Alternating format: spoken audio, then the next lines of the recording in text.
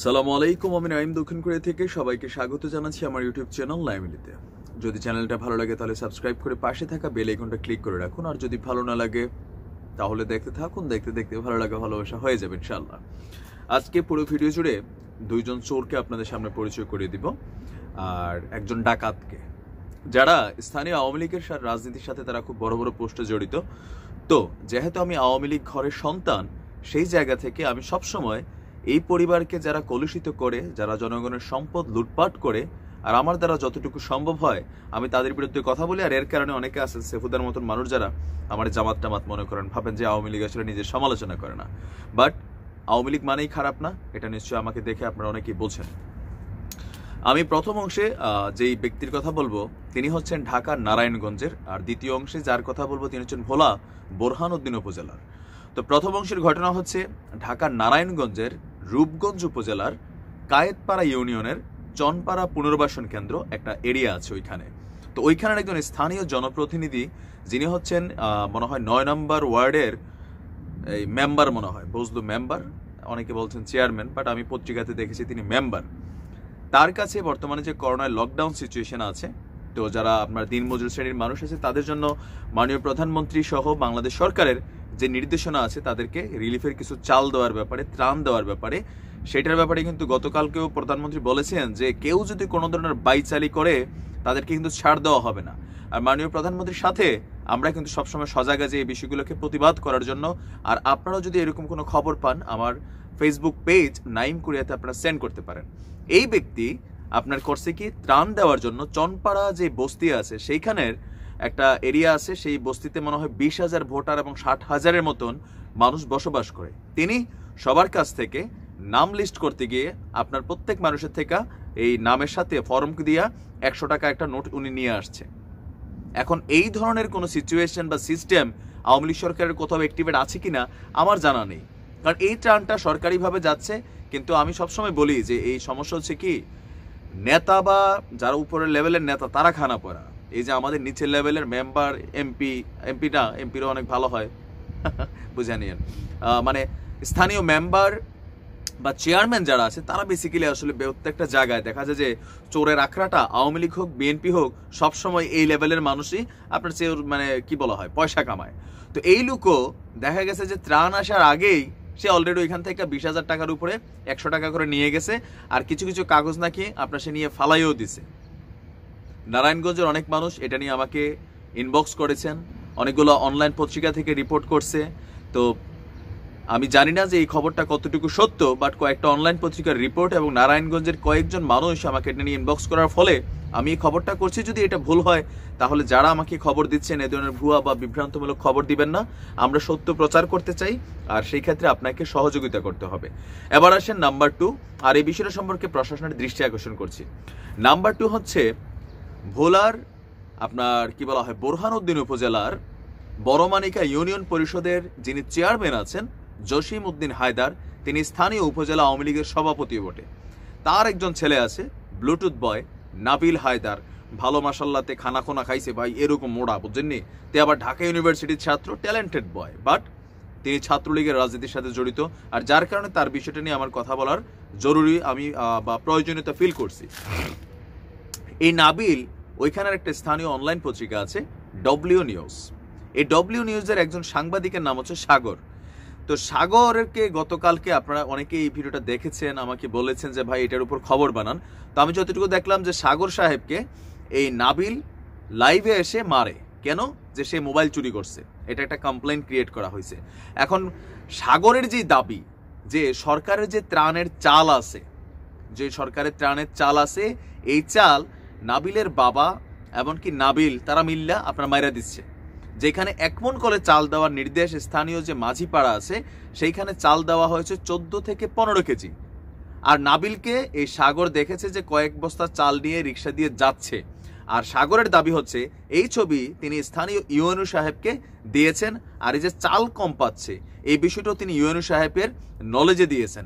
পরবর্তী সময় ইউএনও সাহেব তিনি নাবিলের বাবা স্থানীয় চেয়ারম্যান বা আওয়ামী লীগের উপজেলা সভাপতি এই জসিম উদ্দিন হায়দারকে ইউএনও সাহেব জিজ্ঞেস করেছে যে কেন সরকারি ত্রাণের চাল জেলেরা ঠিক মতো পাচ্ছে না।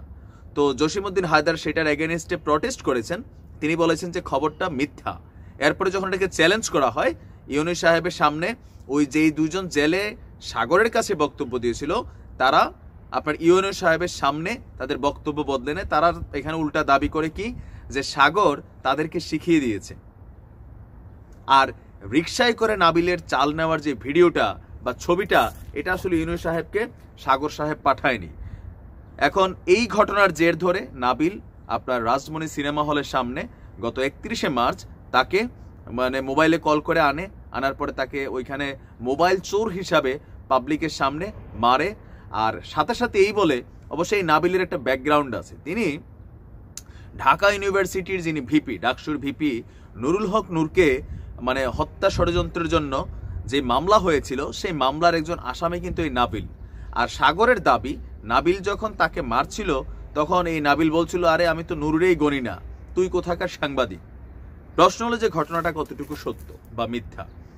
সাংবাদিকতা যারা করে এই দেশে হলুদ সাংবাদিক কিন্তু প্রচুর আছে, আবার ভালো সাংবাদিকও আছে। অনলাইনের কোনো একটা খবর যখন আমরা দেখি, অনেক সময় আমাদেরও ভুল খবর ছড়িয়ে যায়, তা আমরা পরবর্তী সময় ডিলিট করে দিই। এখন একজন সাংবাদিকের চরিত্র কেমন, এই মুহূর্তে বাংলাদেশে সাংবাদিকদের চরিত্র খুব ভালো না, এটা আপনি শতভাগ জানেন। এক গ্রুপ আওয়ামী লীগের চামচামি করে, আরেক গ্রুপ বিএনপির চামচামি করে। আমাদের ইউটিউবারদের মধ্যে আছে সারা জীবন আওয়ামী লীগের বিরোধিতা করবে, অথবা সারা জীবন আওয়ামী লীগের চামচাগিরি করবে, নয়তো সারা জীবন বিএনপি এবং জামাতের চামচাগিরি করবে অনলাইনে, নয়তো এটার বিরোধী করবে। তার মানে হচ্ছে সাংবাদিকতার জায়গাটা খুব ক্লিয়ার কারণ না। ভাই আমার ভিতরে আছে 2-3% মাইরের ডরে, এটা বুঝতে হবে আপনার। 2-3% আছে, পরিমাণ কম। আমি সত্যবাদী মানুষ, সত্য বললাম। কিন্তু সাগর ভাই যিনি এই খবরটা সময় টিভিতে আসছে, সময় টিভি আসার পরে তারা আপনার ওই নাবিলের সাথে ফোনে যোগাযোগ করা ট্রাই করে। নাবিলের মোবাইল বন্ধ ছিল, তার বাপ জসিমউদ্দিন হায়দার তার মোবাইলও বন্ধ ছিল। তো সাগর যে বক্তব্যটা দিয়েছে সেটার উইটনেস সাগর ছাড়া কেউ নেই। আবার হতে পারে সাগর সত্য, আবার হতে পারে সাগর মিথ্যা, হতে পারে ইউনূস সাহেব চেয়ারম্যান সাহেবের সাথে মিল্লা নাবিলরে বাঁচানোর জন্য, ঘটনাটার অন্যদিকে মোড় নেওয়ানোর জন্য সাগরের বিপরীতে গিয়েছে। আবার হতে পারে সাগর পরিকল্পিতভাবেই চেয়ারম্যান এবং তার ছেলেকে ফাঁসানোর চেষ্টা করছে। এটা সম্পর্কে এখনো ক্লিয়ারেন্স আসে নাই।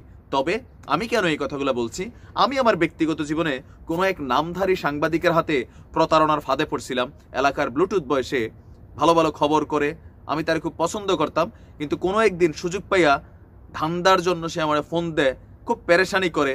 তখন থেকে আমি বুঝতে পারছি যে সাংবাদিকতা, এসব অনলাইন সাংবাদিক, তারপর হচ্ছে যে পত্রিকার সাংবাদিক, আউটে বাই যত ভালো মানুষ, ভিতরে তত ভালো না। আর আওয়ামী লীগের কথা তো বাদে দিলাম, আবার বলেন না যে আওয়ামী লীগের নাবিলের পক্ষে বলতেছি। আমি বলছি এই ঘটনাটা কতটুকু সত্য মিথ্যা, শুধু সাগরের স্টেটমেন্ট এই মুহূর্তে কিন্তু ফলস প্রমাণিত হয়েছে। বাট আমি বিশ্বাস করি সাগর হয়তো সত্য। কেন?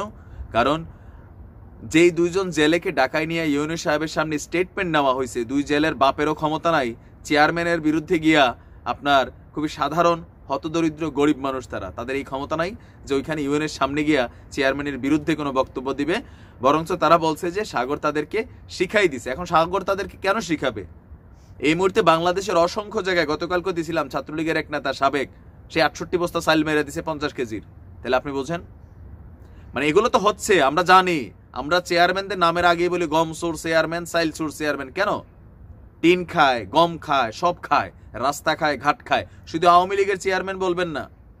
এই বাংলাদেশের ইতিহাসে স্বাধীনতার পরে প্রত্যেকটা ইউনিয়নে যতগুলো চেয়ারম্যান ছিল, আওয়ামী লীগও ছিল, বিএনপি ছিল, অন্য দলেরও ছিল, সবাই কোটি কোটি টাকার মালিক হয়েছে।